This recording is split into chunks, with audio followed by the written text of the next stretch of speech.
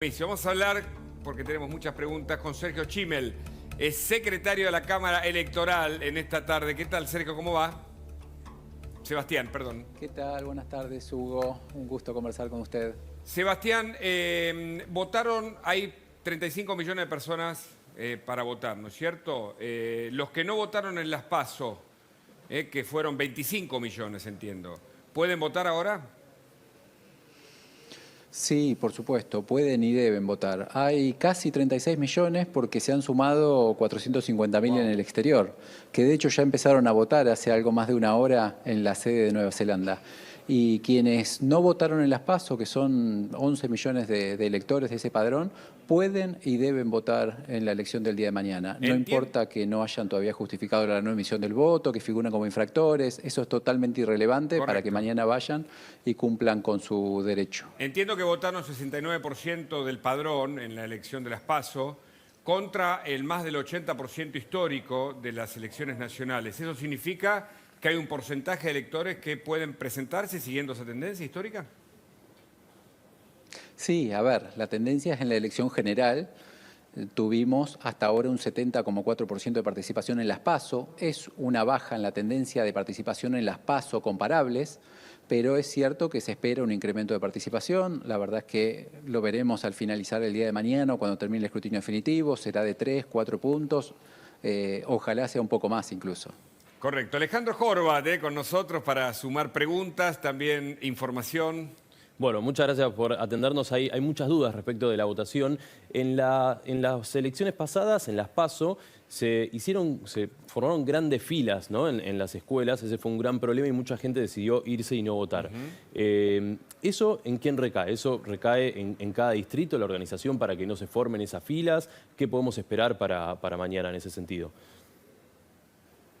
Bueno, a ver, recordemos que en las PASO tuvimos una elección muy particular en la Ciudad de Buenos Aires porque fue lo que se denominaba una elección concurrente. Dos elecciones con distintos sistemas de votación en un mismo acto electoral. Eso no va a ocurrir en el día de mañana porque las autoridades de la ciudad han decidido cambiar y hacer una elección simultánea. Esto es con la utilización de la boleta según lo que prescribe el Código Electoral Nacional. La única particularidad es que las boletas nacionales van a estar separadas de las boletas de categorías locales físicamente, pero se vota en el mismo momento, en el mismo cuarto oscuro. Y en el mismo sobre. En la Ciudad de Buenos Aires ya podemos descontar en el mismo sobre. Correcto. Que se deposita, es un solo sobre por votante, que se deposita en una urna sola por cada mesa, a diferencia de lo que ocurrió en agosto. Está claro. Lo escucho, Hugo. Con lo cual, Sebastián Schimmel, secretario de la Cámara Electoral, se supone que va a tardar menos el voto individual, o sea, la suma de minutos será menor a la anterior, ¿no? Por esta diferencia.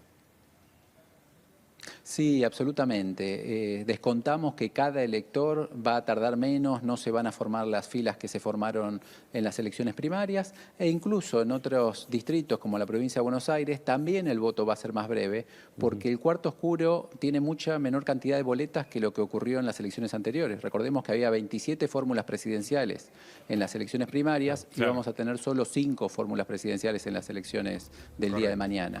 Con lo cual el cuarto oscuro es mucho más corto de recorrer, llamémoslo, para que la ciudadanía nos entienda. Alejandro... Así que sí, va a ser más breve el tiempo de cada votante y va a ser más breve la tarea de la autoridad de mesa.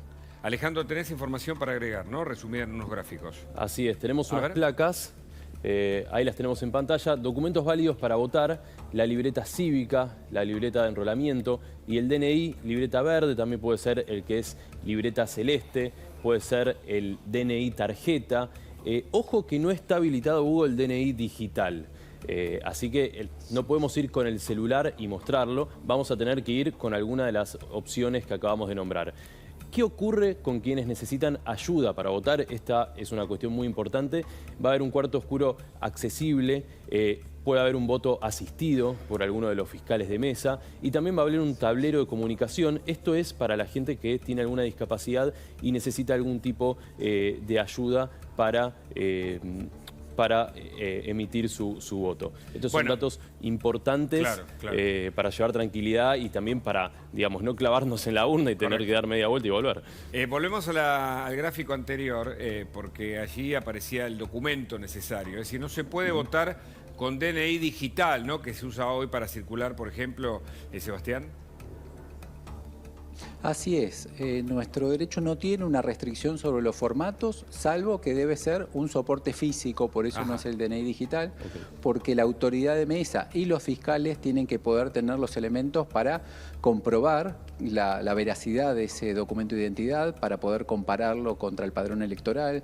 Entonces, la única restricción es que no sea el DNI digital que está en los teléfonos celulares. Salvando eso, todos los formatos son admisibles con una regla que es: tiene que ser el ejemplar que figura en el padrón o uno posterior. Si en el padrón figura con ejemplar A, tendrá que ir con la tarjeta de ejemplar A o con una tarjeta ejemplar B en caso de que le haya extraviado y haya tramitado un nuevo documento. Pero no puede ir con un DNI libreta verde que tiene en algún cajón de su casa si es que lo extravió. Está claro. A mí me gustan los datos así a grosso modo porque nos ubica. Casi 36 millones de personas van a poder votar.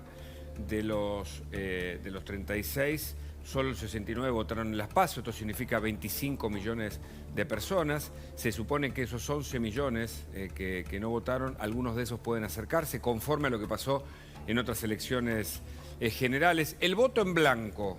El voto en blanco, te hago una pregunta mientras repasamos los datos. ¿Es muy alto las PASO y en general en la elección general?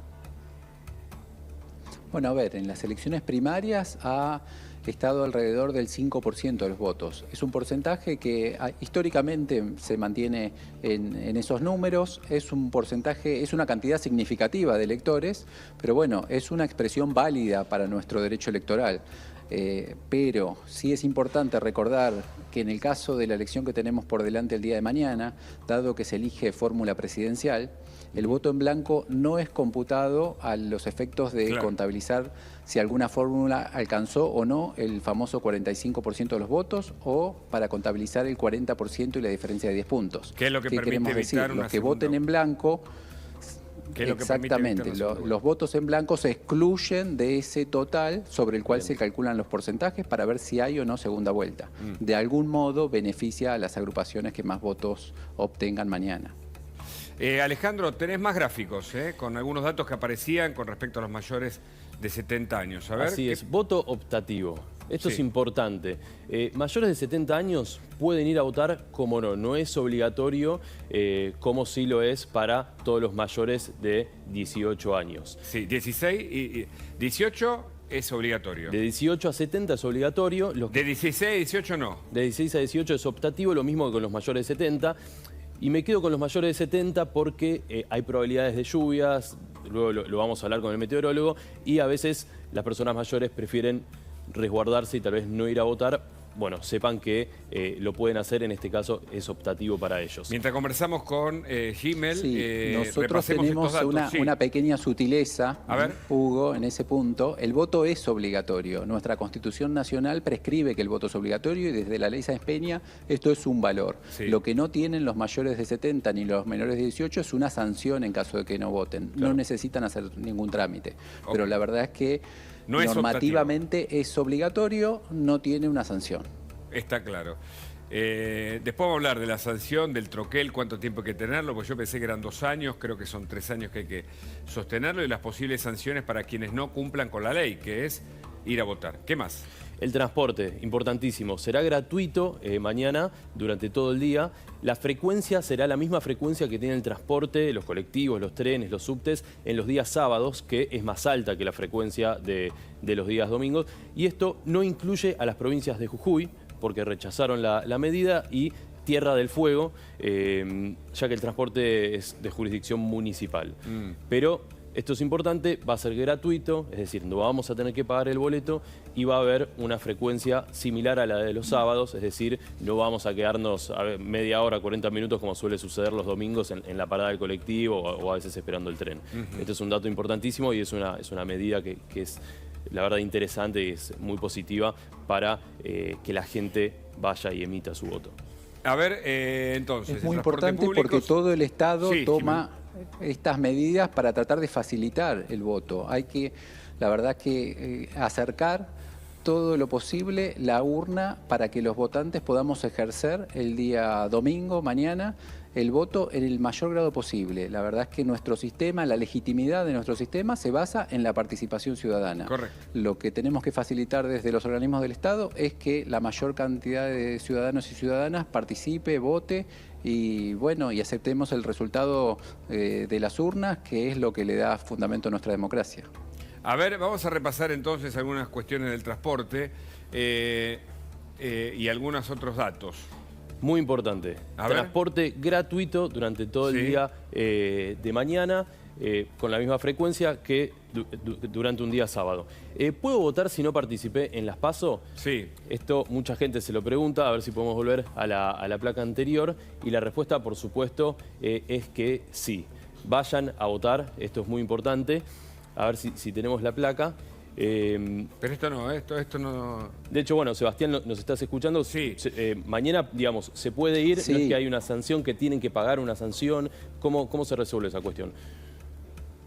No, son dos situaciones distintas.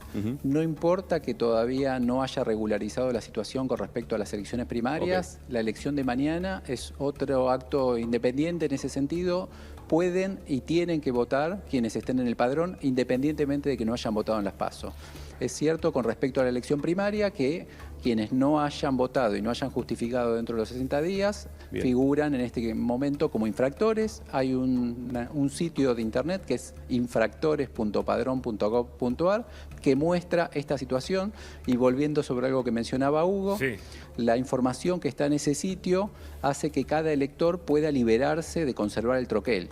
Lo que tienen que hacer es entrar al sitio infractores.padrón.gov.ar. Si ven que no figuran como infractores respecto de elecciones anteriores, ya pueden dejar de atender al troquel porque ya la base de datos está completa. Es una responsabilidad nuestra y no del ciudadano poder demostrar esa situación. Perdón, el troquel entonces, ¿se guarda o no se guarda? Repasemos ese dato que me interesa. Se guarda durante 60 días, que es el periodo que hay para justificar y para generar el registro de infractores. Correcto. Luego de 60 días, cualquier ciudadano ingresa a verificar su situación en este sitio y cuando ve que la situación está asentada como corresponde, que es de votante, de no infractor, entonces puede despreocuparse de conservar el troquel. Queremos repasar los datos del transporte, por favor, Schimel y Alejandro, porque es un dato que acerca, como bien explica el funcionario de la Cámara Electoral, acerca la urna a la gente, que es la clave, ¿no?, para el sistema democrático. Totalmente.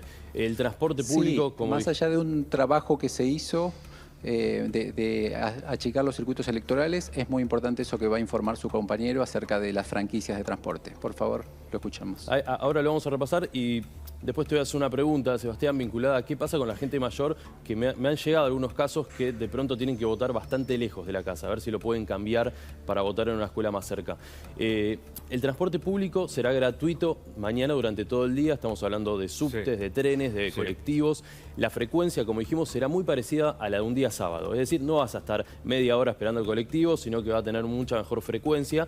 Y atención, porque para los jujeños esto no corre, tampoco para las personas que viven en Tierra del Fuego, porque en primer lugar Jujuy rechazó la medida y en Tierra del Fuego el transporte es de jurisdicción municipal. A esta altura hay que repasar, Román Guber, ¿no?, que estuvo en el Congreso de la Lengua cuando estaba Fontana Rosa, tiene un texto en el que habla de la redundancia de la televisión doméstica. Me parece que es importante repetir el concepto de si la gente que no votó en las PASO por cualquiera de las razones puede votar. Lo tenemos también en un gráfico para hablarlo con Schimel y Alejandro Horvat. A ver, ¿lo vemos, por favor?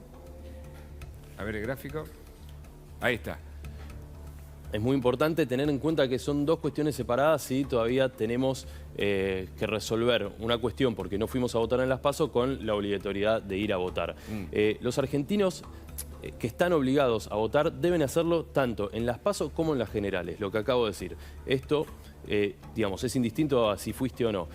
No participar en las elecciones primarias de agosto no exime a la persona de sufragar en los comicios de octubre. De nuevo, lo que acabamos de decir.